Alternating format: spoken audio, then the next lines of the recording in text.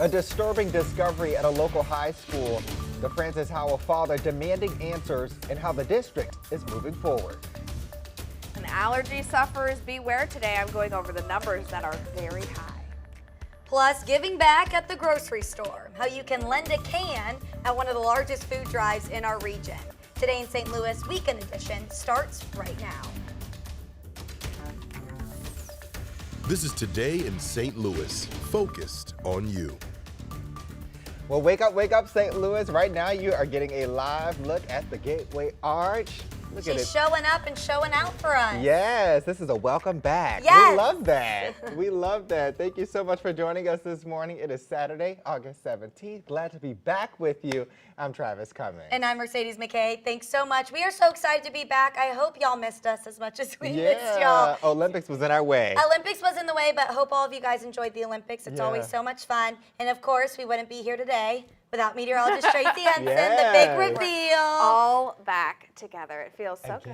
We're going to contain ourselves from singing Reunited. But just know we want to, the whole show. We did sing it this morning when Tracy walked in. We did. I am sad the Olympics are over. Yes. I'm not a sports person, but I found myself drawn into watching. Oh my gosh, it was so absolutely. fun. Yeah. And all the things online were so funny. You really think you watch this and you're like, I could do that. And we had a lot of local Olympians Yeah, you know, we did. being represented, so that was cool to cheer for them. It was really exciting. But it is nice to be back here. Yes, it is. It sure is. Now let's go over our weather for the day today. The good news is that we're looking pretty nice. We have sunny conditions out there this morning. A little bit of patchy fog has tried to develop, but it's nothing that will be very impactful for your drive around this morning. 74 degrees for us. Our humidity is at 82%. Yes, that's high, but that is typical for this time of the day. Winds are out of the west-northwest at just about 6 miles per hour, and they're going to cause a bit of a problem, which I'll explain for you in just a few minutes. But your futurecast heat index throughout the day today,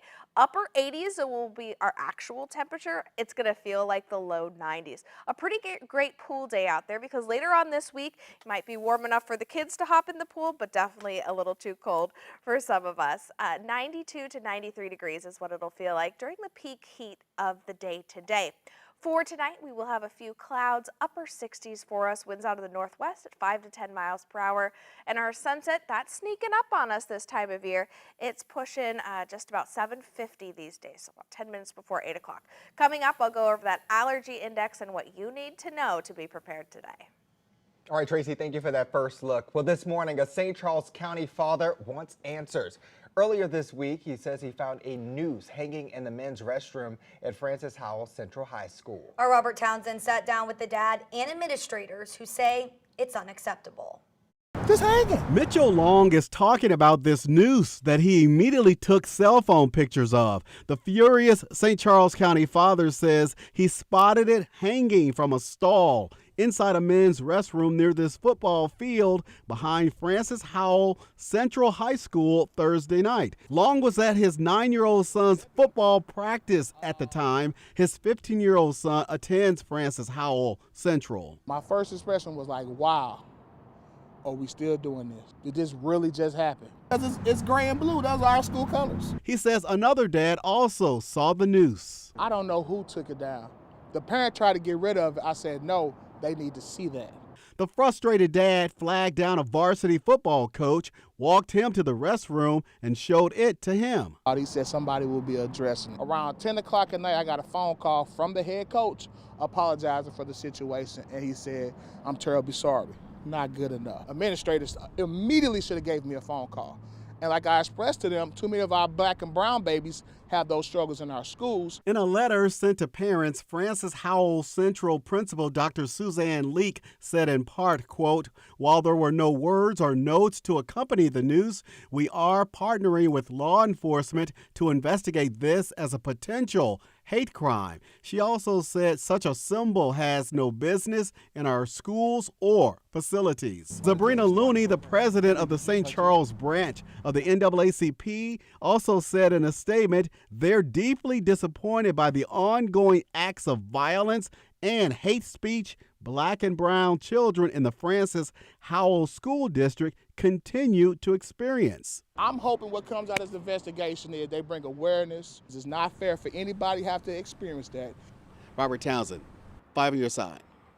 A district spokesperson says they have since identified the individual responsible, and after extensive conversation and investigation, they do not believe this to be a racially motivated incident.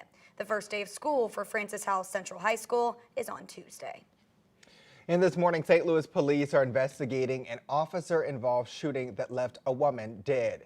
Investigators say yesterday morning, a masked suspect shot a cook in a Bellefontaine neighbor's White Castle. About an hour later, the suspect's car was found in South St. Louis. Officers told 5 on Your Side an armed woman walked away from the car and did not comply with 2 officers. That's when they shot her, and she raised her weapon and shot herself. Additional officers were in the area and arrived immediately, rendered first aid to the female in an attempt to save her life. Upon EMS's arrival, it was learned that she died at the scene here today. The White Castle employee remains in the hospital with critical injuries. We still don't know if the suspect and the victim knew each other. And this morning, a Jefferson County woman is headed to court after she nearly lost her life to contaminated deli meat. A few hours after waking up from a nap on the 4th of July, Sue Lauber Fleming was sitting in an emergency department with her husband Patrick by her side. It took days for blood work to come back, proving she had the foodborne illness Listeria. The Jefferson County Health Department called, and Patrick narrowed down what she ate to find the culprit: boar's head Braunschweiger. Sue's infection was serious. The strangest and most dramatic symptom was she started shaking like crazy. Her whole body was shaking. Tracy, I thought my bones literally were going to fly out of my body. That's how violent the chills were. Oh, that's so scary. Sue was lucky the bacteria did not spread to her brain or her heart, which can cause irreversible damage. Boar's Head has since recalled 7 million pounds of Listeria-contaminated meat.